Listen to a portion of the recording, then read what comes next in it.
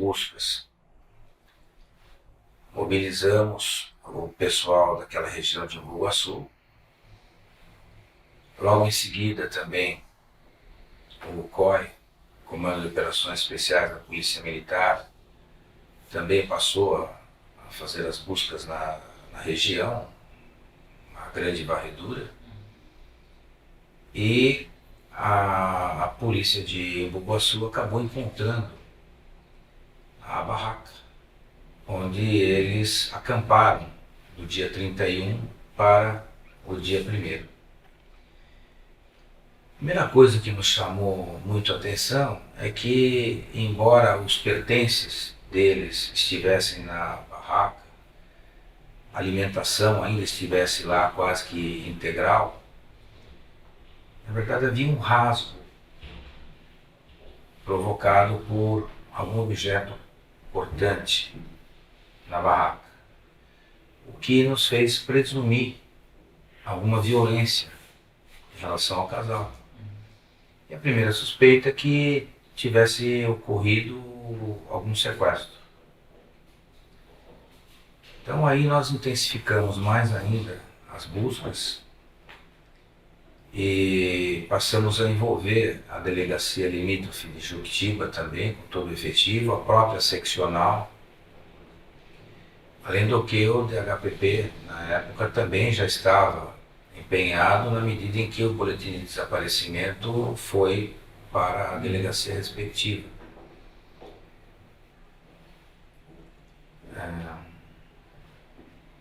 Posteriormente, nós passamos a indagar os moradores e caseiros de toda a região a respeito do eventual paradeiro. O pai da Liana passou a acompanhar toda a operação policial, inclusive imprimiu fotos do casal e lançou no ar para que o maior número de pessoas, como é uma região muito extensa, esparsa, pouco habitada, procurou atingir onde havia casas e tal e lançar esses panfletos com os apelos.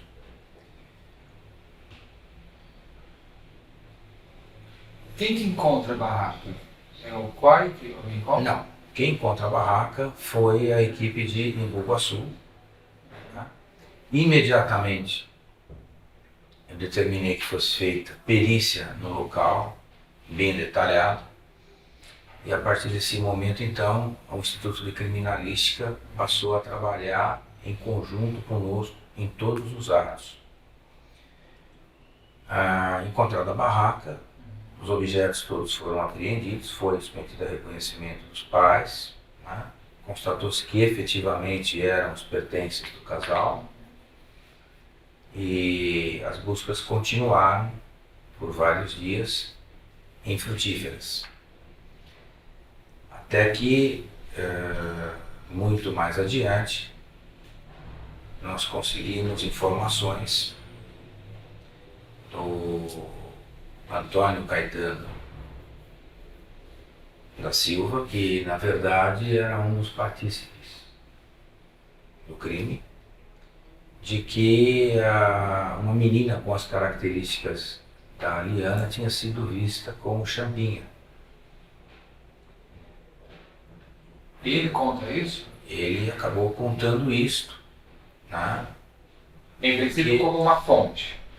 Foi uma das fontes. Nós, na verdade, entrevistamos muitos caseiros, muitos moradores, transeuntes da região, inúmeros, que nós não formalizamos isso no inquérito policial, porque acabou não surtindo nenhum efeito prático, não trouxe substância para o inquérito policial. Pessoas que não viram, não conheciam, não sabiam, mas a polícia incansavelmente procurou e conversou com as pessoas das várias regiões onde eles poderiam ter transitado em função do raio onde estava situada a barraca. Até que o Antônio Caetano acabou admitindo que o Champinha teria estado com uma moça que tinha as características dela. É interessante também a gente frisar que a própria delegacia de Embu-Guaçu também havia já estado na residência do Champinha, lá nas proximidades onde eles foram abordados, e o Champinha já havia se apresentado à delegacia na época, dizendo que não tinha visto nada e não sabia de nada. E nós não tínhamos qualquer suspeita ainda, nada de concreto, nenhum indício que pudesse nos levar à desconfiança da participação dele nesses fatos. Voltando depois à história do acampamento, o que ocorreu é que o casal, na noite de sexta-feira, acabou pernoitando aqui em São Paulo, no vão do MASP, e no sábado de manhã seguiram para Embu-Guaçu, na região do Sítio do Lê, onde acamparam. E passaram a perambular pelas estradinhas da região, quando cruzaram com o Champinha e o Pernambuco. E já nesse momento a Liana chamou muito a atenção do Pernambuco e do Champinha. A Liana era uma moça muito bonita, vistosa, alegre, e no período da tarde, Pernambuco e o Champinha então voltaram, atacaram a barraca, os dois estavam no interior dela, e resgataram, Tiraram os dois ambos e levaram para a casa do Antônio Caetano da Silva. Os dois vivos. Os dois vivos. Lá mantiveram o casal em cômodos separados, onde então começaram os abusos em relação a Liana. O Felipe teria ouvido, percebido toda a situação, mas ficou inerte. Aliás, os dois foram vendados quando foram retirados da barraca, para que eles não tivessem nenhuma orientação de onde estariam indo. A Liana percebeu essa situação, teria percebido, segundo os relatos, e disse que era de uma família que tinha condições mais abastadas, induzindo o grupo a solicitar um resgate, eventualmente. Em seguida, eles acabaram conversando também no mesmo sentido com o Felipe, que ao contrário disse que era de uma família de pagos recursos. Aí decidiram então por eliminar o Felipe, já que ele não traria nenhum benefício na empreitada criminosa que eles estavam seguindo. No dia seguinte, então, domingo, dia 2 de novembro, pegaram o casal, Champinha e Pernambuco, e os conduziram até um local ermo, próximo a um barranco,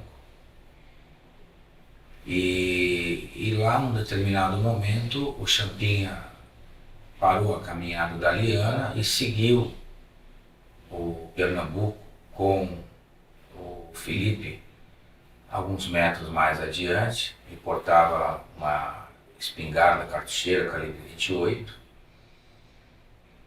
e em seguida a Liana ouviu o disparo da arma de fogo.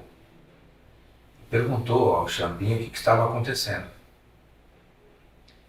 O Champinha disse, não, o Felipe foi solto, libertado para ir embora. Mas naquele momento ela já percebeu toda a gravidade da situação e, segundo a gente apurou, ela já entrou num estado de choque muito grande e foi novamente conduzida para a casa do Antônio Caetano. Seguiram-se aí os abusos por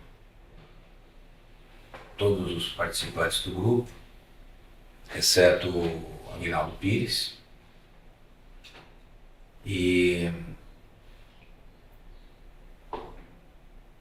o Champinha resolveu então,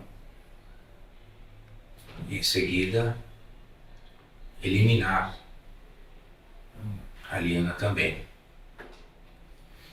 Logo ao assassinato do Felipe, Pernambuco, que foi o autor, evadiu-se para Petrolina, em Pernambuco.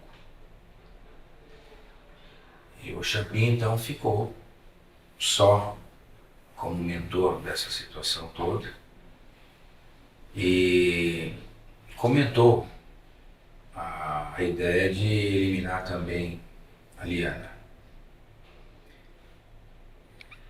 Nós apuramos que nesse momento a Liana já praticamente não falava mais nada, não conversava com ninguém, estava efetivamente num estado de choque extremo. Foi submetida a todas as sevícies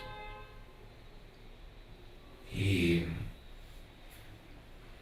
o Champinha então, na madrugada do dia 5 de novembro, disse para a Eliana que iria libertá-la, que a levaria até o ponto de ônibus mais próximo. Sozinho, armado de uma peixeira, ele saiu na madrugada pela mata com a Liana.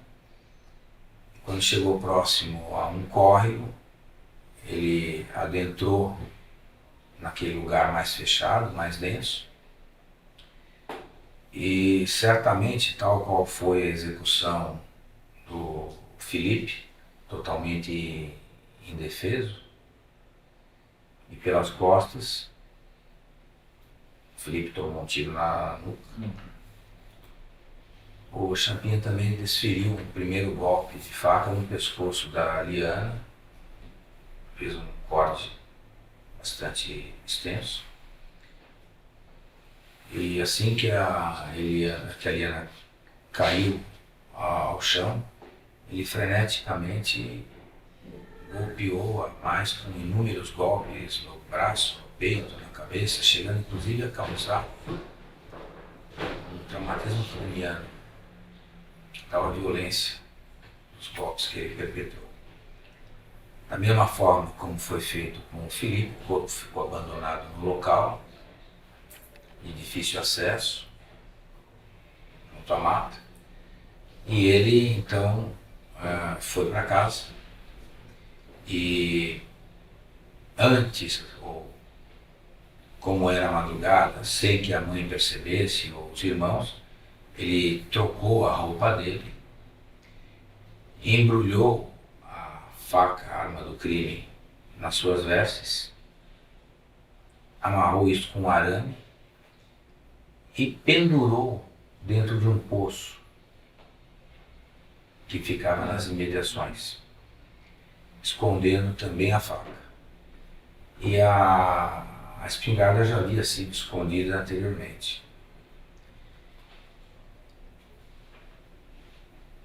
Posteriormente, nesse mesmo dia, é que a polícia, já tendo estado na casa dele, no primeiro momento, à procura de pessoas desaparecidas, e ele sabendo que foi perguntado pelo nome dele, que ele havia sido procurado nominalmente, porque a polícia tinha informações que ele era uma pessoa muito violenta, já tinha criado uma série de problemas, de brigas na região. Ele foi à delegacia, se apresentou, disse que estava sendo procurado, e, como eu disse, até então nenhum indício havia que pudesse levar à desconfiança da participação dele nos fatos. Após ele ter se apresentado à delegacia e informalmente ter prestado esclarecimentos, ele fugiu para Itapecerica da Serra na casa da tia, onde, ou nesses momentos ainda, que a polícia procurava pelos desaparecidos. Mais adiante, por volta do dia 10, o Antônio Caetano, ao ser chamado e entrevistado e perguntado sobre eventual notícia do casal, ele deixou transparecer que realmente ele tinha visto uma menina com as características da Liana, mas que ele não se lembrava direito, não sabia se seria ou não seria e tal. E melhor então, questionado aonde, como ele teria visto, ele alegou que foi com o Champinha. Aí nós submetemos o Antônio a um reconhecimento das fotografias da Liana. Ele acabou admitindo que, sem dúvida, realmente era aquela menina que estava na companhia do Champinha, quando na verdade ele conviveu com ela, inclusive na própria casa, esse tempo todo. Mas até então ele apenas disse que teria visto ela com o Champinha. Nós passamos a monitorá-lo já, e aí fomos novamente ao encalço do Champinha, descobrindo que ele estava homiziado na casa da tia.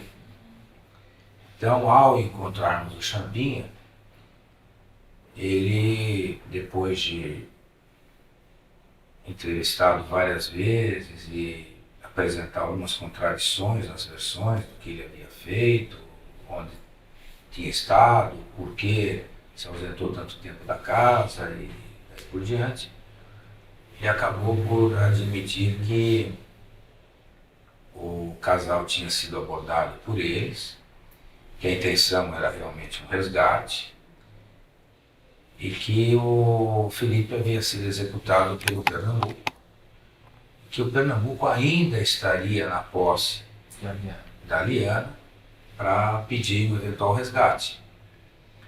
No momento então que a polícia se mobilizou para encontrar o corpo do Felipe, e ele acabou nos apontando onde o Felipe estava.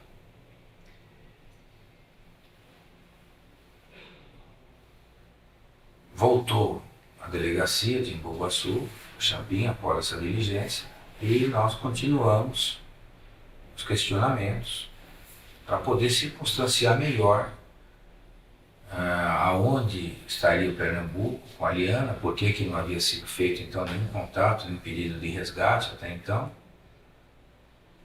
E após algum tempo ele acabou, em meio a outras contradições, admitindo que a Liana também havia sido executada por ele mesmo, nos levando até o local onde também jazia o corpo da Liana abandonado. Foram feitas todas as perícias e, a partir daí, a nossa preocupação para que a investigação não só tivesse identificado os seus autores, mas que ela também conseguisse todos os instrumentos e as circunstâncias desses fatos criminosos absurdos. Nós fomos em busca das armas utilizadas no crime e conseguimos encontrar a espingarda guardada no forro da casa do Antônio Caetano e posteriormente a faca e a roupa que ele havia usado no dia do crime, ainda com sangue da própria vítima. Submetemos também tudo isso à perícia e convém ressaltar que todo o nosso trabalho, desde o início no dia 2, foi diuturnamente acompanhado pela imprensa, com absoluta transparência. Nós demos notícias periodicamente do curso das investigações, até mesmo porque nós esperávamos que a imprensa, reverberando tudo isso, a gente conseguisse mais facilmente notícia daquela população rural do paradeiro do casal. Com o fecho de tudo isso, e todos presos, todos envolvidos presos, inclusive posteriormente, no dia 10, todos foram presos. A Justiça colaborou extremamente conosco, decretando prisões temporárias, preventivas, dando todos os mandados que foram solicitados. E o próprio Champinha foi inclusive encontrado na cidade de Petrolina pela Polícia Rodoviária Federal, que o alerta foi feito para todo o país, em especial para aquela região. A gente sabia que ele tinha vínculos familiares. E o DHPP então foi imediatamente buscá-lo. Só que nesse período nós já estávamos com todos os envolvidos presos, todas as provas carreadas aos autos, e o inquérito foi, num prazo de em torno de 15 dias mais ou menos, entregue à Justiça, para que se iniciasse imediatamente o processo criminal em cima dos autores, culminando com punições exemplares a todos. O senhor me falou que o Antônio Carlos traga o Champinha e o Champinha traga o Pernambuco. Como os outros dois entram, né? São entregues? Fala. Só dar um aviso quanto ao barulho. Ainda está tendo bastante barulho ali, ainda não está. Tá, tudo bem. E. Por favor. Não era por isso, era porque teve Não, eu sei. Você tem gente andando nisso. Então. Fiz observações. O senhor falou que o Aguinaldo não estudou. O Antônio Caetano não conseguiu. O Antônio Caetano. Quando matou, tem que retificar, quando matou Pernambuco, a Liana ficou na casa com o Champinha. Pernambuco levou o. Não, foi junto. Foi junto. Não viu o tio. Ali ela viu o tiro, perguntou o que tinha acontecido. O Aguinaldo estuprou, o Antônio não. O senhor falou que a espingarda ficou no forro da casa do Antônio Caetano, foi na casa do Antônio Matias. Que depois que ele matou o Pernambuco, eles levaram para casa É isso do mesmo, Antônio Matias. a espingarda ficou na casa do Antônio Matias.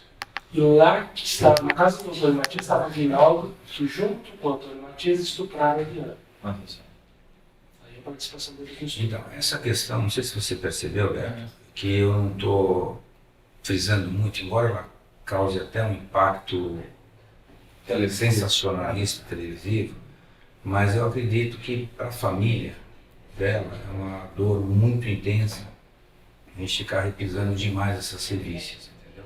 Eu não vou ficar perguntando detalhes de como foi. O mais importante aí é dentro Ele levou o nome, falou que o Champinha foi. Porque inclusive está aqui na Pernambuco foi para Petrolina, né? Você falou Champinha? Ele falou de novo. O Champinha não. Pernambuco foi para Petrolina. Sim. O senhor falou O senhor falou que o Champinha foi para Petrolina. A gente vai voltar nessa parte da fuga dele. Pois aí você corta. Não, sim. Corta aí, né? Aproveita os textos depois. Então eu vou voltar agora falando, e você me pergunta aí sobre a questão da participação deles. Eu vou dizer que tanto o Antônio Caetano da Silva como o Antônio Matias de Barros ofereceram suas casas para o desenrolar da custódia. Eu vou entrar exatamente no assunto dos 5, para saber até uma coisa. Posso falar? Ok. Doutor, qual foi, só para aquela última pergunta que eu estava fazendo, daí eu vou entrar na motivação. O senhor me falou o seguinte, que o Antônio Carlos entrega o Champinha. O Antônio Caetano da Silva Antônio Caetano entrega o foi Champinha. quem primeiro noticiou Falou, a tal. participação. O senhor pega, aí o Champinha entrega o Pernambuco. Champinha entrega Pernambuco. Essas outras duas pessoas, como é que elas entram dentro do... Como é que essas outras, que são muitos Antônios, né? É, Tem Matias, tem o cara... Esses outros dois... Antônio Matias de Barros e o Antônio Caetano, além do Aguinaldo Pires. Quem que entrega esses outros dois? Quem é que fala? Quem O Champinha. O próprio Champinha. O próprio Champinha e depois o Pernambuco. Eles dois que É. falam. E eles entre si também, todos admitem o concurso, Uhum.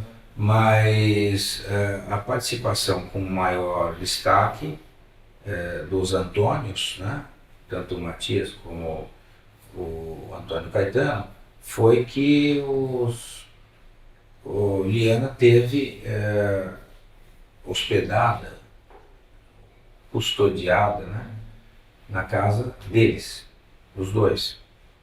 E a arma do crime, inclusive, foi escondida na casa do Antônio Matias de Barros. A cartucheira calibre 28 no forro da casa dele, com o conhecimento dele. O Antônio Caetano apenas não participou de nenhuma sevícia, de nenhuma prática libidinosa em relação à Liana, Por quê? quando todos os demais o fizeram. E por que ele não conseguiu? Por que ele impediu ele de fazer isso? Segundo consta, o estado de saúde dele. Que impediria... Talvez, mas aí é uma questão hipotética, talvez ele até tivesse querido participar, mas por questões de saúde ele não o fez. Mas assistiu a tudo, conivente. Doutor, qual foi a real motivação desse crime? Foi para conseguir resgate ou foi para os abusos sexuais com relação a... O que nós percebemos no desenrolar da investigação é que o que despertou realmente o interesse, especialmente do Champinha, na abordagem do casal, foi efetivamente a beleza da Liana. Tanto que ele, depois, todo o tempo que esteve com ela, e mesmo fora da casa, onde eles praticaram as sevícias, ele mais ou menos fez questão de desfilar com ela. Foi pescar com ela, inclusive, ficou mais de 4 horas lá numa represa, pescando com ela do lado, encapuzado, para que aquelas pessoas que o vissem ali da região, que o conheciam, pudessem ver que ele tinha uma namorada bonita. Aliás, ele reportou isso ao irmão. Quando o irmão foi avisá-lo que a polícia havia estado na casa deles procurando pelo casal, o irmão perguntou quem é a moça e tal. Ele falou que era a namorada dele. E o irmão conseguiu visualizar direito o rosto dela, porque ela estava com um capuz na cabeça.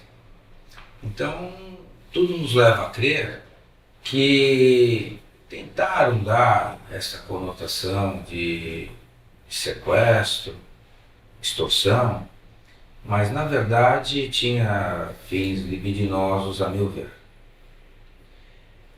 Pelo menos da parte do Champinha.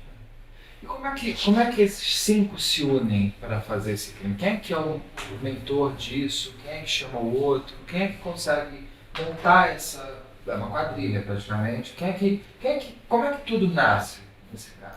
Indubitavelmente, o Champinha era um grande líder na região. Era uma pessoa, embora menor, era uma pessoa que truculenta, extremamente fria, conforme todos os atos que foram praticados acabam inquestionavelmente retratando. Ele tinha uma liderança enorme.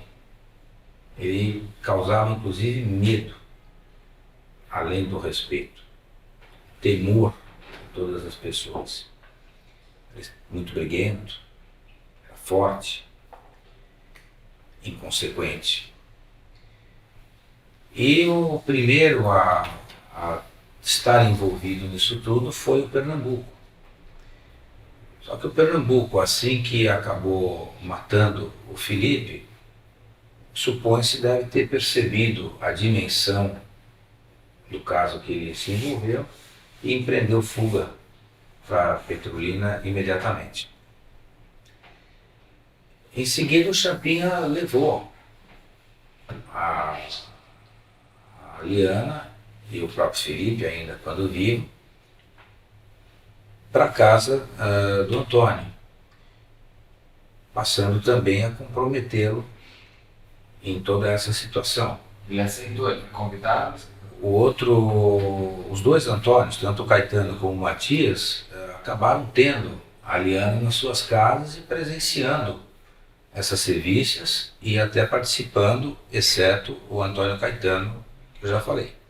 E o Aguinaldo Pires também era um companheiro deles ali da região e acabou também estando junto e participando de toda essa tragédia. E toda a motivação para todos eles o tempo inteiro era sexual. Não tinha ninguém ali ganhando dinheiro. Foi. Para os Antônios, extrema diversão, a ponto de, enquanto a Liana estava subjugada, eles faziam jantares. A Liana não sairia. Uma coisa absolutamente irracional. É o que é. Esse menino vai ser solto, né? Bom, a gente vai chegar lá nessa parte. Agora, doutor, quando começaram as buscas, uma pergunta que eu queria fazer. Em 2003 não era comum todo mundo ter celular, assim, do jeito que a gente tem hoje. Mas a família, ela só reporta o desaparecimento dos dois no domingo. Sendo que eles saem de Um no domingo e um dia 2 e dia 3. Um no domingo e um na segunda. A família não tentou contato com eles durante esse fim de semana? Ou isso era comum na família não ter essa preocupação em falar, em conversar?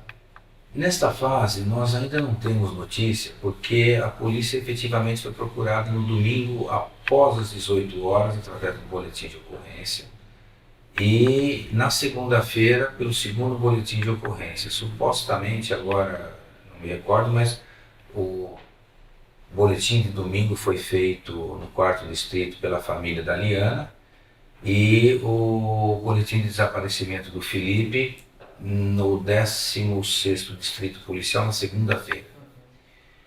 Então, a partir de segunda-feira, efetivamente, que nós da polícia da região de Taboão da Serra, seccional de Taboão da Serra, que congrega todos esses municípios, teve a notícia de que o casal teria desaparecido naquela região. A partir daí é que nós passamos a encetar as buscas. A gente não sabe se os pais dele e dela fizeram buscas por eles, onde estavam, tentaram contato com eles, não sabe? Não, pelo menos a delegacia da seccional de Taboão da Serra não tem esse histórico anterior à notícia do desaparecimento na região de Taboão da Serra. É porque para mim é muito surpreendente, porque você vê para a família que eu tenho, quando eu saio, eu tenho que ligar, olha, eu tô aqui, entendeu? A dinâmica, entender a dinâmica, faz muito tempo, você esperar 2, 3 dias para ter noção de que, onde está sua filha, onde está o seu filho, mas não vai entrar nessa guerra, só para saber se a gente... Doutor, quando começam as buscas da polícia, eles estavam vivos ainda? Estavam.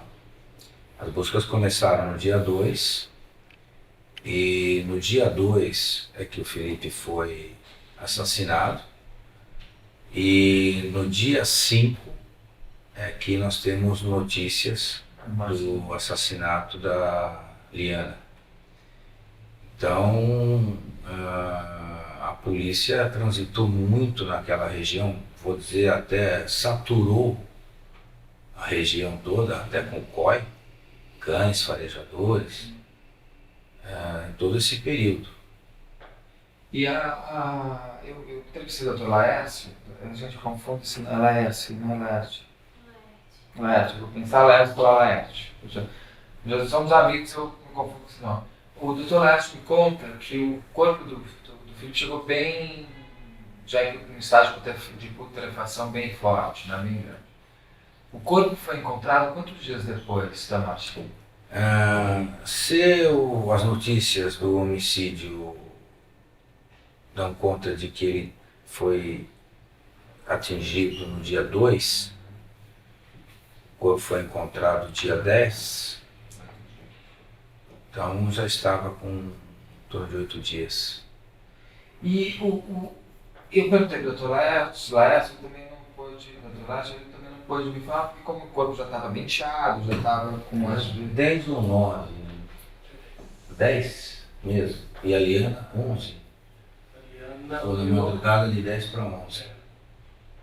Essa questão precisa de datas é que eu tenho um pouco receio de colidir com a prova dos autos. Eu não posso ser chamado aí para anular até um julgamento. O senhor pode falar então o seguinte, que o corpo dele foi encontrado com quase uma semana de morte. Aí você... Mais de uma semana. Mais uma, porque daí você já consegue... Isso. Chamar. Eu vou fazer a conta de novo. O corpo do Felipe foi encontrado quanto tempo depois da morte? Seguramente mais de uma semana, na medida em que as notícias dão conta de que ele foi assassinado no dia 2. E da Liana? O da Liana, as provas foram colhidas no sentido de que ela foi executada no dia 5. E ela foi encontrada mais também de 5 dias depois. O Felipe, por conta do corpo dele já está... Eu ainda não entrevistar hoje, amanhã, eu tenho que viajar. O legista da Liana. O Felipe, ele chegou com o corpo bem, estado bem, putrefação, não dava para saber. Ele sofreu torturas? Como que o Felipe foi cuidado? Psicológicas a gente sabe que sofreu.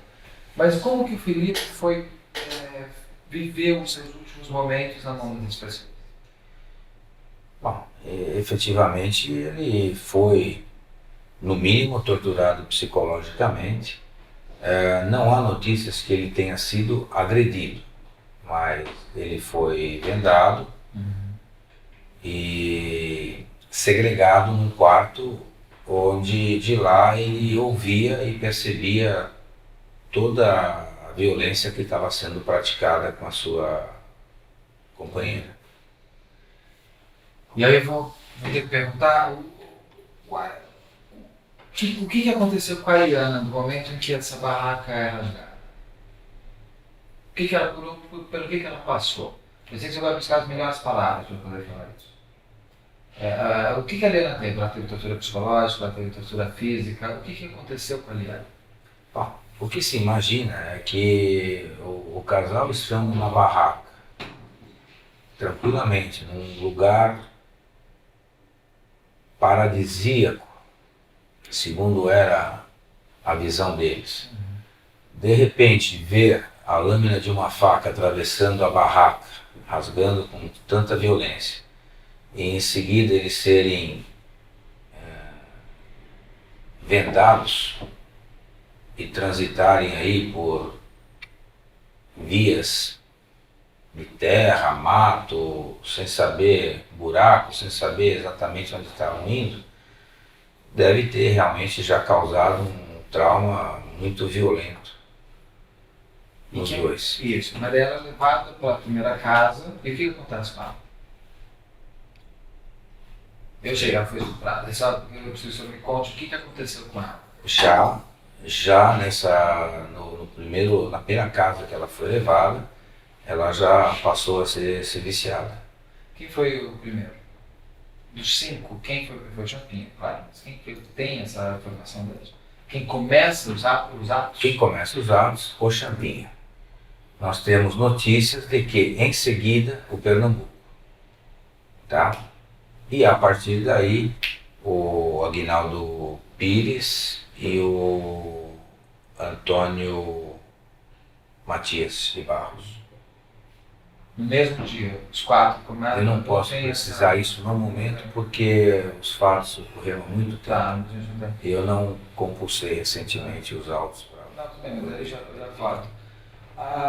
Doutor, como foi a prisão desse 5? Estou sendo contado de quem está no Petrolina é o Pernambuco, não Champinha. Como que foi a prisão? A prisão, Champinha chega, como é que conta agora esse momento da prisão de cada O primeiro que ficou detido em virtude das informações importantes que ele estava passando foi o Antônio Caetano. A partir desse passo, nós chegamos no Champinha, na casa da tia dele. Antônio Caetano continuou aguardando. Champinha deu o local da morte e as circunstâncias da morte do Felipe. Em seguida deu o local e as circunstâncias da morte da Liana. E a partir daí ele deu aonde estavam escondidas as armas. Aí chegou-se aos dois Antônios e ao Aguinaldo. Ele mesmo circunstanciou tudo e eles, assim que foram detidos, todos no dia 10, do dia 10 para o dia 11, né, nós estávamos 24 horas empenhados, trabalhamos com 150 policiais mobilizados na região, né? Então, nós recebemos notícia de Embu-Guaçu que o fato poderia estar ocorrendo, se encontraria alguma coisa de substancial para a investigação em Itapecerica da Serra. Itapecerica da Serra era acionada para simultaneamente fazer diligências naquele local, ou Juquitiba, São Paulo. Ainda que você mesmo retratou, a gente não contasse com grandes recursos de telefonia móvel, nós, e também naquela região, os rádios transceptores das viaturas não operavam na época com bastante eficiência, nós tentávamos fazer inclusive a comunicação com as viaturas. Uma viatura saía do local em caráter de urgência para ir levar a notícia ou pedir a diligência em outro local. Porque realmente nessa região lá do sítio do Lê, em Embu-Guaçu, estrada do Belvedere, lá é uma área de absoluta sombra. Você não tinha antenas de comunicação, tanto de telefonia celular, praticamente não tinha telefonia fixa e os rádios transceptores de viatura também não funcionavam. E como foi a prisão do Quinto, que está lá, que ele está fora do estado de São Paulo? Então, a partir do momento que a imprensa também nos ajudou muito a reverberar e a divulgar as fotos dos partícipes, e nós e o DHPP entrando em contato com as polícias dos estados onde ele estaria homicidiado, como Pernambuco. Então, esses lugares foram mobilizados e a Polícia Rodoviária acabou abordando. O DHPP tinha notícias que ele estaria ainda em viagem, tanto que ele foi abordado na rodoviária ao desembarcar em Petrolina. Pernambuco. Em seguida, o DHPP se deslocou até Pernambuco e o reconduziu para São Paulo. Quer uma bolacha? Tá brilhando? Depois você revisando, eu fico tranquilo. Você falou que vai revisar tudo. Só não se preocupe, só vai ter... E o Antônio Carlos também ajuda a repassar Isso depois. assiste O jogo. Antônio Carlos é um colega que foi um dos subscritores do relatório final do inquérito policial. Ele tem participado de todas as diligências. Conhece bastante também. Como eu disse a você que o trabalho foi feito a 5 mãos na realidade, parte pelo DHPP, a grande investigação realmente de campo, Juquitiba, Embu-Guaçu, Taboão da Serra, né? E mais a equipe da seccional. Fora o COI da Polícia Militar, que não teve êxito, infelizmente, mas também colaborou muito. Então, o relatório final foi assinado por 4 delegados, para que se amanhã precisasse depor no fórum, cada um dissesse aquilo que fez realmente. Quando você começa a invadir a área do outro, Sim. com algum detalhe incorreto e isso compromete a investigação. Eu queria que o senhor me contasse agora sobre os criminosos. Para a gente conhecer qual é essa mente criminosa que eles chamam. Quem é o Champinha? Qual a história? Quantos anos ele tinha? O Champinha estava com 17. A gente tem essa informação aqui. 17. Devia ter uma idade pesada. Eu acho que ele estava com 17. Exato, 16 anos. Aqui está 16. 16 anos? 16 anos, Pernambuco 33, Antônio Pires 48, 53, Antônio Caetano. Rinaldo Pires 41. Antônio aqui está dizendo que ele tinha 50. Mas ele estava. Não, são os pequenos detalhes que a gente teria que ter levantado A idade dos a dois ficha não de cada não um. importa muito. É só o Champinha que ele é menor de idade. E é menor de idade que consegue ser um líder de uma quadrilha. Então, quem é essa pessoa que monstro é esse que a sociedade tem dentro dela? Então, quem é o Champinha? Qual a história dele, o senhor sabe? Eu mais ou menos falei O senhor falou, mas é que agora a liderança dele, É. então você quer que. Porque agora o que Champinha tinha existe. 16 anos na época. Ele era o líder. Aí, só um pouquinho dele. Dos outros, o senhor também já me falou que eles também eram meio tudo mal mandado. Idiotas, Tá. a expressão mais profunda da palavra. E o. Então, só me Salvo Pernambuco. a Pernambuco sensação também que eu tinha tenho um desde grande sempre. discernimento. Os mais importantes são Pernambuco e o Champinha. Isso. Quem é o Champinha? Champinha, na época, era um adolescente de 16 anos de idade, como eu falei há pouco, forte, extremamente truculento, uma pessoa fria, inclusive nas declarações que ele prestava, eu usei a expressão na época que nós precisávamos ter estômago de aço para poder ouvir as coisas que ele falava e continuar a investigação com profissionalismo, com calma, com serenidade, para poder realmente fazer um trabalho perfeito. O Champinha, quando praticou os golpes contra a Eliana, chegou inclusive a mutilá-la. Tais os requintes de crueldade que ele tinha, que ele apresentava.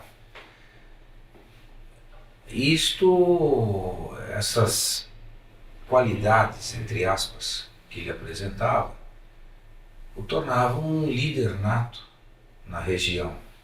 Ele era temido, ele era respeitado por todos e, mais do que tudo, era absolutamente liderado, não só pela família, pelos irmãos, a mãe não podia com ele, como pela vizinhança e por todos que tinham notícias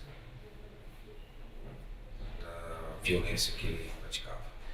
Doutor, me conta uma coisa, o Champinha, como é que uma pessoa dessas dá um depoimento? Ele é frio, ele é até mesmo arrogante, como que é? Como é que ele é, contando as coisas dele? Extremamente frio e passivo, a ponto de se perguntar para ele: você matou a Eliana, mas por que além de matar você a mutilou?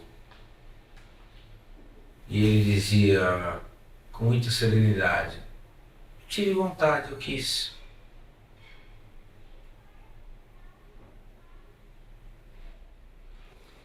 Você estava pedindo para retratar o comportamento dele. Então, o que se percebia claramente no comportamento das tomadas de declarações do Champinha foi uma anomalia psicológica ou mental muito séria, extremamente grave, que fazia com que ele tratasse essas coisas absolutamente bestiais com extrema naturalidade, simplicidade e até orgulho. Por isso o Champinha tem um desvio mental, seria uma pessoa com problemas mentais ou ele é uma pessoa apenas cruel? Não, essa crueldade transcende qualquer normalidade dos parâmetros da pessoa humana. Ela é animalesca. Então o Champinha, tanto que foi confirmado isso pelas perícias médicas, ele efetivamente era normal, pelo menos na época. E está sendo ainda custodiado e em tratamento por prazo indeterminado. Até graças a Deus por conta Ele disso. está indo, né? Tá, ele sabe. Teve algumas, fora também da entrevista aí, né? Teve algumas situações que tentaram retirá-lo e tal, alguns movimentos. Eu sei. Né? Tentaram retirá-lo e a gente procurou corroborar cada vez mais a necessidade de mantê-lo. Porque se ele é colocado como incapaz, ele tem uma visão correta. É isso que as pessoas não entendem. As pessoas acham que se ele for tratado como incapaz, ele vai para um centro psiquiátrico e vai ser bem cuidado. Não é isso. Se ele não for tratado como uma pessoa incapaz, ele vai voltar para a sociedade. Exatamente. É isso que é o problema. O que nos interessa, na verdade, não é que o Champinha seja maltratado, que ele pague da mesma forma que ele fez e tal, não. O que nos interessa é que ele seja efetivamente segregado da sociedade para que ele não volte a praticar esses crimes, como o crime da mala. Porque ele vai voltar. A inveja está dentro dele. Ele vai voltar porque ele tem uma namorada bonita. Né? Agora, você me falou duas coisas, o Champinha ainda. A família dele não sabia de nada? A família dele, como que é essa família? Ela foi estruturada, você conversou com a mãe dele? Quem é essa família? De onde ele veio? Até onde a gente pôde perceber a evidência, uma família de estado quase que de miserabilidade, desagregação familiar, não se tinha notícia do pai do Champinha, e nós tivemos com a mãe algumas vezes e com o irmão. E a gente percebia até uma certa preocupação do irmão em nortear os passos dele. Mas o irmão também não tinha coragem suficiente de enfrentá-lo. E mas eles não sabiam que ele estava... Não, nós que ele estava não fazendo. tivemos essa percepção, senão nós teríamos também arrolado eles. Porque o senhor me contou que ele foi pescar lá com a Liana. A Liana estava encapuzada, é isso? E o irmão viu essa moça encapuzada? Ele viu a moça com capuz, com moletom. Tá. Ele colocou um moletom nela e esse moletom, como um chapeuzinho vermelho, encobria toda a lateral e tal, ficava só parte do rosto e na lateral. Ela já estava, como eu disse, em estado de choque, então ela ficava olhando para o horizonte. Né? Então o irmão falou com ele, vislumbrou o perfil dali, né? Então ele viu que era uma menina nova, pequena, mas não ousou dirigir a palavra a ela e nem perguntar muito para ele do que se tratava. Quem é? É minha namorada. Tudo bem, ó. A mãe está te procurando, está preocupada que você não voltou para casa. E a polícia esteve lá perguntando, o pessoal que desapareceu e tal, e querem falar de você. E a Liana ouvindo tudo. Só que extremamente chocada, não teve a coragem de falar com o irmão.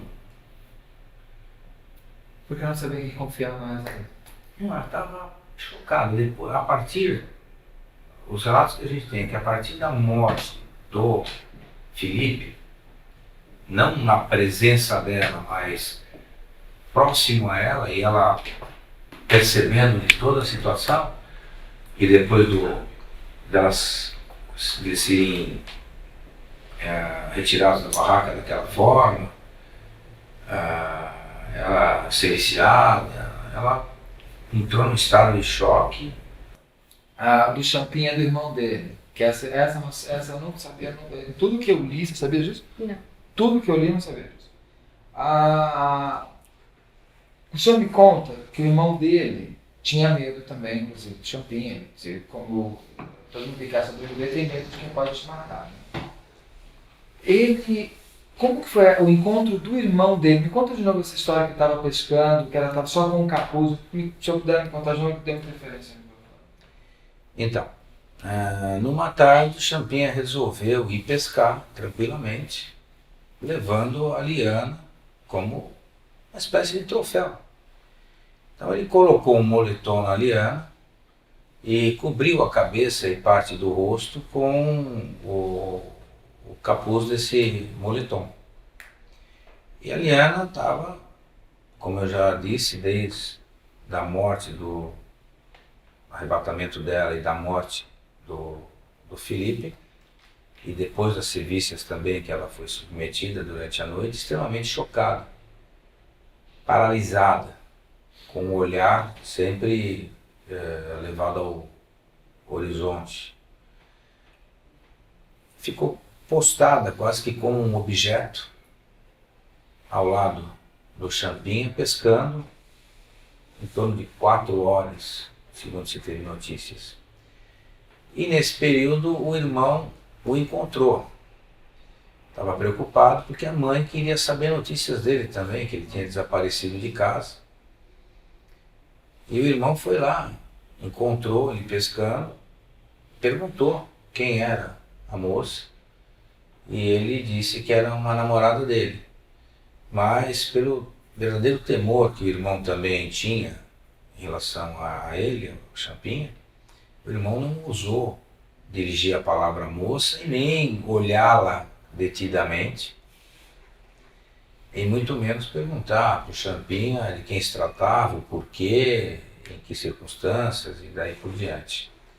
Fato é que a Liana certamente teve a percepção de que estavam à sua procura, de que havia já a notícia do desaparecimento dela, mas ela não teve forças para poder olhar para o irmão do Champinha e falar qualquer coisa que pudesse, quem sabe, ajudá-la ou favorecê-la naquele calvário.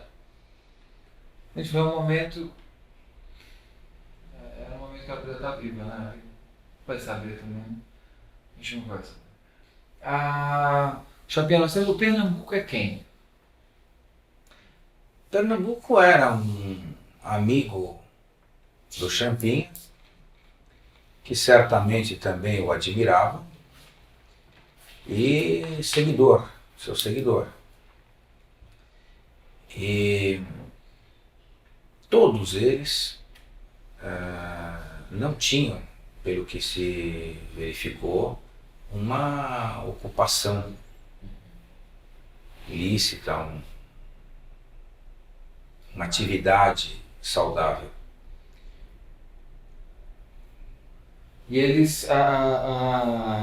Foi o primeiro crime deles, todos, do Champinha? O Champinha já tinha feito outros crimes, o senhor lembra disso? Agora você também volta a me pegar, porque teria que ter levantado os antecedentes do Pernambuco, especialmente do Champinha. É evidente que, inclusive, ele não é criminoso até hoje.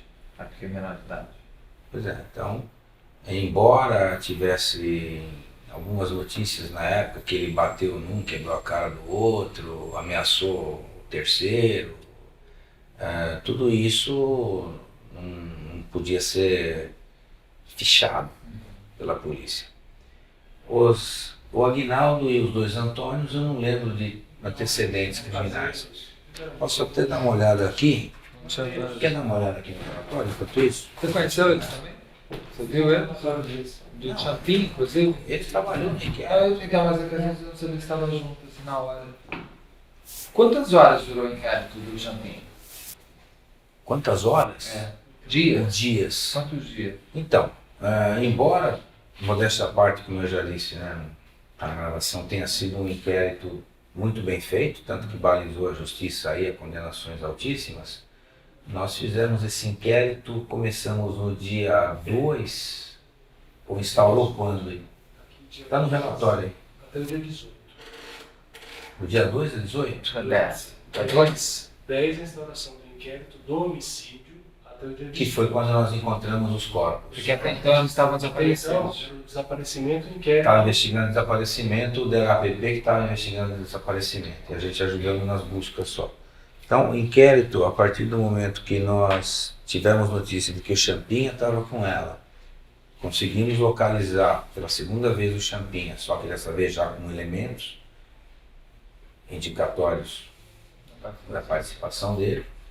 Dia 10 de novembro, o inquérito foi relatado dia 18, em 8 dias nós iniciamos e concluímos esse inquérito com a prisão temporária, né, de todos os envolvidos e a custódia do Champinha.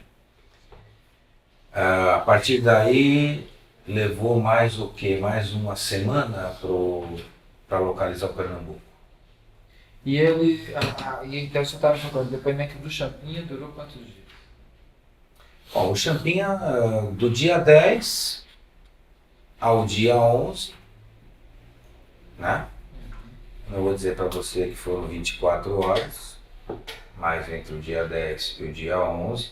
Inclusive, nós tivemos que custodiar o Champinha fora da região de Taboão da Serra, em outra cidade, porque a comoção social era muito grande e estava colocando em risco não só a integridade do patrimônio da delegacia, como também a própria integridade do Champinha. Quando vocês encontraram o corpo do Felipe, vocês ainda não sabiam da morte da Liana. Não. Porque o Champinha falou para o senhor que o Pernambuco estaria com ela. Perfeito. Existia esperança ainda da Liana estar viva?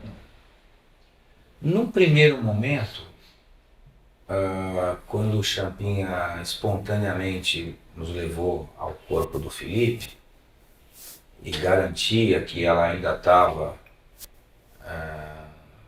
aos cuidados do Pernambuco, nós começamos a trabalhar nessa hipótese Qual a base? do resgate, da extorsão.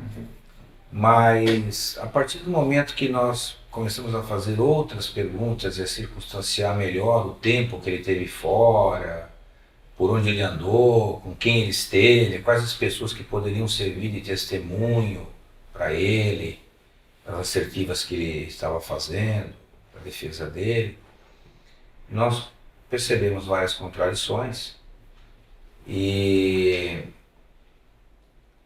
conversando paralelamente com o Antônio Caetano também, que já estava lá à nossa disposição, o Champinha não teve outra solução a não ser acabar admitindo tudo. Quando o Champinha é interrogado pela primeira vez, ele não estava vivo. Ainda. Ele não foi interrogado. Interrogado não, quando ele vai na delegacia. Ele foi procurado como Todo a mundo. maioria dos moradores que estavam na região. E ela estava viva. Ela estava viva. Quando ele Tanto que ela estava pescando. Aliás, ele ainda acompanhando ele na pesca. Ele ainda estava saindo com ela, Sim. mesmo com tudo isso. E a imprensa já estava noticiada. Já. Então ele estava se sentindo a grande matéria né? Tem uma coisa assim de prazer dele, não? Não tem informações de que ele tivesse assistido televisão. Ele talvez não soubesse o tamanho já. Né? Eu acho que, não posso te afirmar, mas eu acho que nem na casa do Antônio, onde ela estava. Ele não fazia ideia do que estava acontecendo. Não tinha televisão. O pai já tinha jogado É uma região, como eu te falei, que tem poucos sinais. Você precisaria ter ali uma antena parabólica, o pessoal lá não tinha esses recursos. E como foi dar essa notícia? O senhor que deu a notícia para os pais dele? Na verdade, o pai da Liana, ele participou full time de todo o trabalho nosso.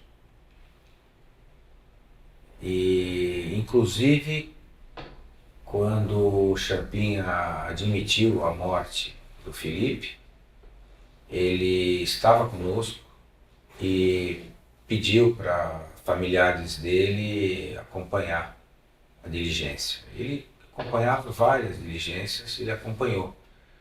Porque nesse período você sabe, você tem muita contra-informação. Tem muita gente querendo desvirtuar o trabalho, aparecer e tal. Ah, tem uma menina abandonada não sei aonde. Tem um corpo encontrado não sei aonde. E, além de desviar o foco da polícia, também desviava o foco da família que procurava mandar parentes, saber da veracidade das informações. Nesse caso, ele foi, ou mandou alguém acompanhar e reconhecer o corpo. Em local? O Felipe. Não no local em si, mas depois do corpo retirado e tal, mas sempre muito próximo, vamos dizer assim, muito online com a investigação. E até então, o próprio Dr. Ari, que nos ajudou muito também em todos os trabalhos, sempre com serenidade, com convicção de que a filha voltaria do convívio dele, sã e salva, ele reafirmou esse propósito de que, embora o menino tivesse sido morto, a menina com certeza estava viva ainda e ia ser feito algum pedido de resgate. No momento posterior, onde nós recebemos, onde o Champinha disse que a Liana estava morta e ficou de nos mostrar o local do corpo, nós participamos a ele de que havia notícia do encontro de uma menina, mais ou menos com as características dela. E ele ainda relutou em ponderar essa hipótese de ser a filha. Senão eu tenho certeza que não é ela, eu quero ir. Então nós tivemos aí um trabalho de demovê-lo da ideia e pedir que ele indicasse então algum familiar para nos acompanhar. E se não me falha a memória, o irmão dele, o cunhado. Alguém da família, uma pessoa da família. Alguém, que a família também estava sempre junto. Se não me engano, então ele pediu para o cunhado acompanhar e nesse momento, a delegacia de Embu-Guaçu, eu que conversei muito com ele, já sabendo de antemão que o Champinha tinha confessado. Evidentemente ele não participava dos interrogatórios, da tomada de declaração, mas ele ficava ao redor da delegacia sempre procurando notícias e tentando interagir, ver como ele podia ser útil para desvendar o problema. Então, a partir desse momento que eu conversei com ele, ele indicou, se não me falha a memória, o cunhado para acompanhar a diligência. Ele se retirou para a casa dele e não retornou mais à delegacia. Ele cruzou com o Champinha? Ele conversou? Não. Só no julgamento depois, né? Só.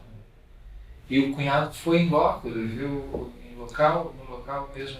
Não, ele foi ao local, mas não encontrar o corpo. Ele foi ao local, a polícia adentrou a mata, nós fizemos uma barreira em determinado momento, né, quando recebemos a notícia de que faltavam lá 100 metros, por exemplo, do local, mata dentro. Então nós isolamos aquela área, porque a imprensa também estava acompanhando. Um dos policiais constatou o encontro do corpo, o estado que estava o corpo, me reportou a situação, né? O corpo estava já em estado até já de decomposição, com muitos golpes, até a situação da mutilação. Então nós não permitimos que ninguém de fora da polícia e da perícia se aproximasse do corpo. Passamos as informações para o parente dele e depois do corpo removido para o IML, para ser examinado, aí sim foi submetido a reconhecimento. Ele tem eu ia perguntar uma coisa também dessa parte. Eles matam o Felipe, o Pernambuco vai embora, ficam os outros 4. Ficam todos os 4 juntos com a Liana, todos até falam que enquanto 2. Não o tempo todo juntos. Não, mas. Porque entrava, saía, mudava de casa. Aí até o ponto de 2 estarem violentando a menina e outros 2 fazendo jantar. Tem algum momento que daí os outros 3 vão embora e fica só o Champinha com ela? No momento do assassinato dela. Só o assassinato. Até antes do assassinato eles estavam. Ele sempre estava com mais alguém. E eles já tinham conhecimento de que a polícia estava à procura deles. Ele tinha? Eles tinham conhecimento que a polícia estava à procura, não deles, mas da Liana. Eles já sabiam. O Champinha sabia. Eu não sei se ele participou aos outros. Porque o que eu acho chocante nele é que eu acho a crueldade dele. Ele sabe que ele está sendo procurado, ele já sabe. Ele pode não saber do tamanho da imprensa, mas ele sabe que tem um pai procurando uma filha, ele sabe que é ela. O irmão fala, a polícia fez procurar, ele sabe. E ele vai mantendo o troféu, né? E continuou a pescaria dele, tranquilamente.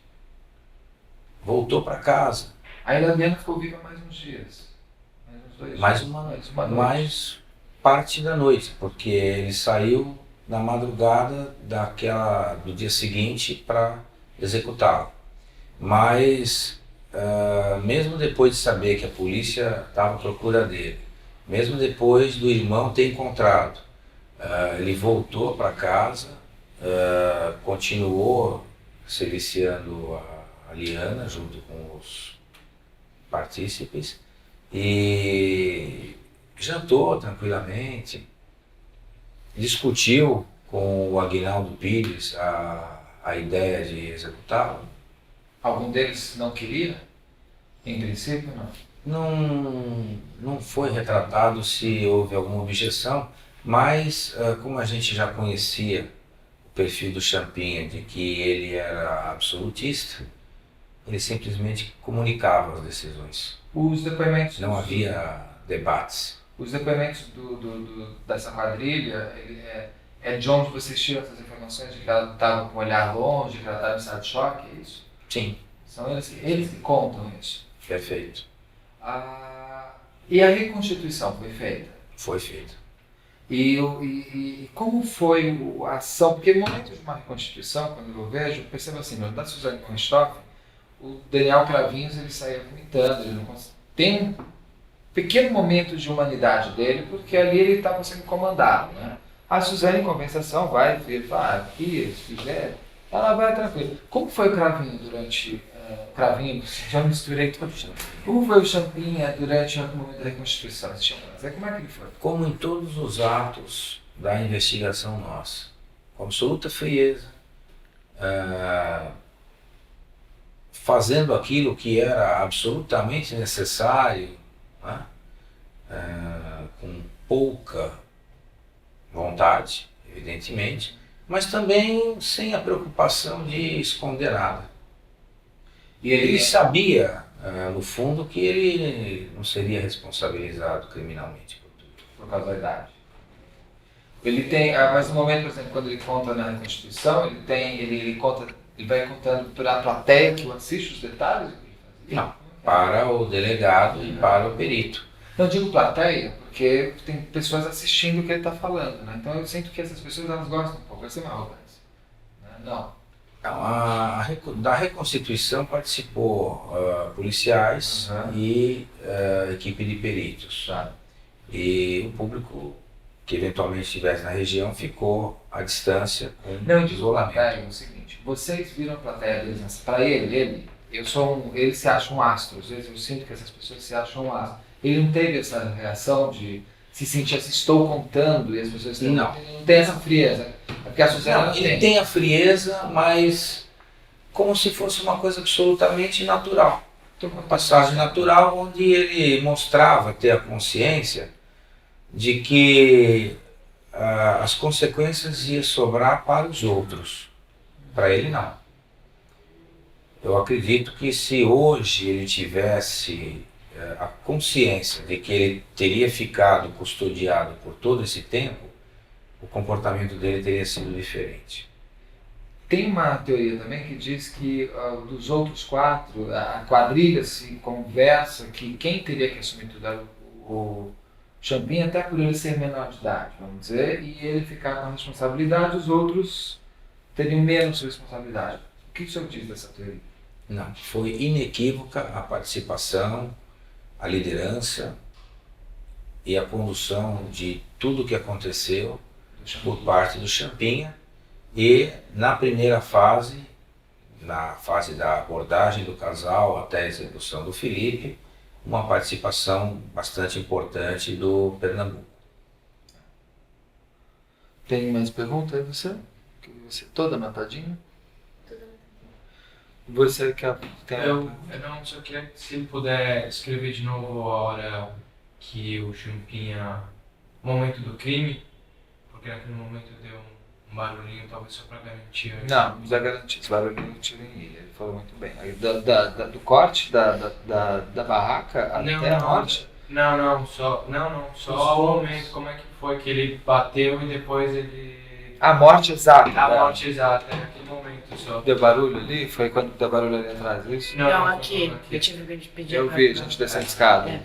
Foi o momento que ele tá explicando bem que depois do primeiro golpe... Depois que cortou o pescoço, deu um... Então vamos antes. Como que a Liana... Como que são os momentos finais da Liana? Como que é? Champinha retirou ela de casa dizendo que a levaria até o ponto de ônibus para ser libertada. Então saiu ele e ela, ele munido já de uma faca, caminhou com ela por um trecho pela estradinha e num determinado ponto ele desviou para a mata, onde próximo de um córrego ele desferiu uma facada possivelmente pelas costas ou na lateral dela, que atingiu o pescoço, dilacerando bastante o pescoço.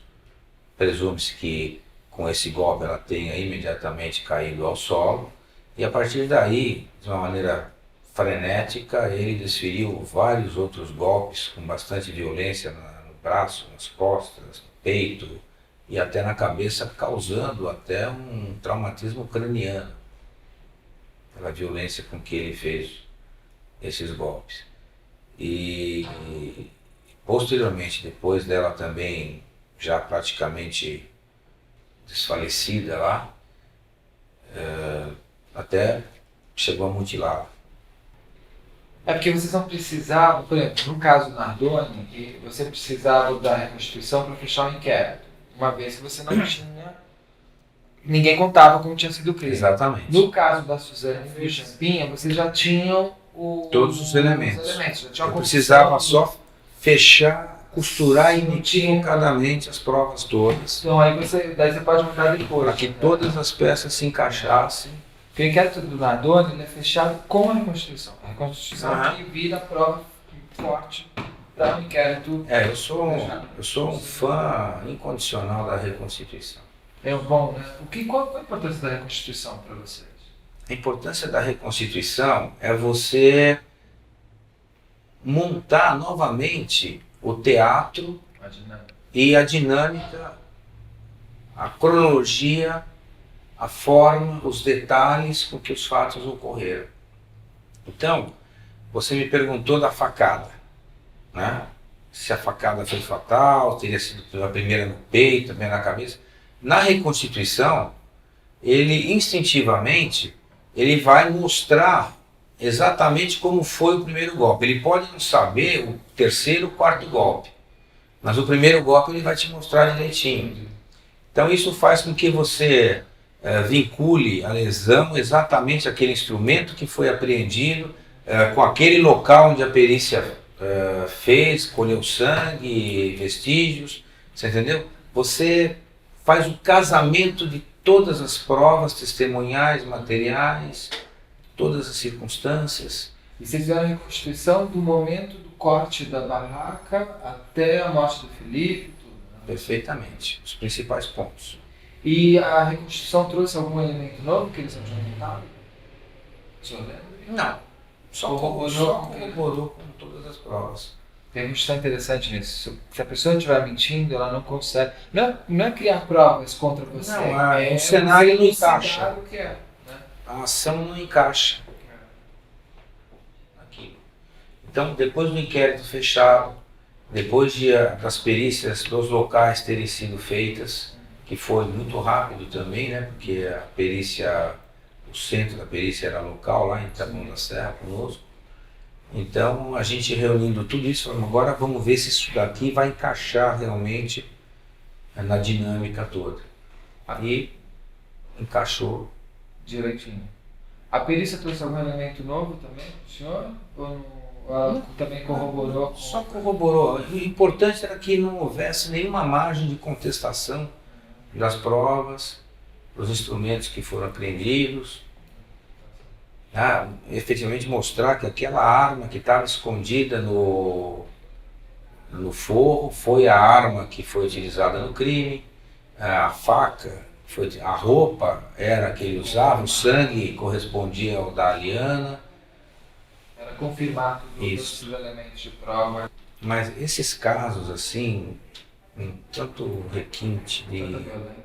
crueldade, né, impiedosos, né, eles abalam tanto a estrutura, não só da família, como da gente que investiga, que, por exemplo, nesses episódios aí que vocês já passaram, policiais ficaram extremamente abalados, dependentes até por um bom período de tratamento psicológico para poder superar com todo o preparo, com toda a força que a gente tem. E especialmente o caso que nós estamos tratando aí da Liana, tem requintes que a gente não ficou revelando, mas profundamente chocantes e revoltantes, né? Como esses seguidos abusos que ela foi submetida,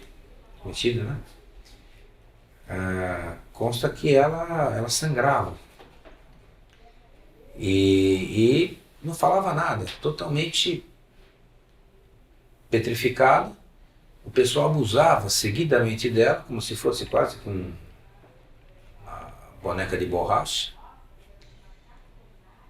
e transferia de um quarto para outro, banheiro. Então são coisas que você realmente fica... E de todas as formas. Revoltadíssimo. Depois que as coisas passaram e tal, naquela primeira semana o Dr. Ari é da colônia judaica, eles têm uma tradição de guardar o luto em casa, né, na primeira semana. E ele elogiou o nosso trabalho, né, depois do enterro, disse que viu, acompanhou todo o empenho, todo o esforço que nós tivemos e tal, reconhecia isso, e nós achamos delicado, sentimos através da advogada da família que a gente deveria também fazer uma visita e prestar essa solidariedade a ele, né? Então nós fomos ainda dentro da primeira semana à casa dele, lá nas proximidades da Praça Vila Moinha, né? No Rio de Janeiro. A gente foi fazer uma... Você foi também? Não? Fui eu, o Hector e... somos uns 3 ou 4 delegados lá. Pessoas que tinham mais contato. Daqui a pouco. Eu vou perguntar mais 2 coisas só, aproveitando. Fala. E a gente batendo papo na sala, conversando, em determinado momento, tocou a campainha do apartamento. Ele pediu licença, levantou, foi lá, abriu a porta, era o porteiro, alguma coisa assim, entregando um maço de correspondências para ele. Voltou, sentou no sofá, continuou conversando com a gente, compulsando as correspondências. Aí uma das correspondências, conversando, pegou, olhou, abriu, olhou, é da FUVEST, comunicando que a Liana passou no vestibular. Quem são as vítimas? Quem é a Liana? 16 anos, né? 16 anos. A Liana Fedenbar era uma adolescente muito bonita, estudante, estava inclusive já tentando prestar vestibular, uma família muito bem estruturada, morava na região de Higienópolis, em São Paulo. O Felipe, de uma família um pouco mais modesta,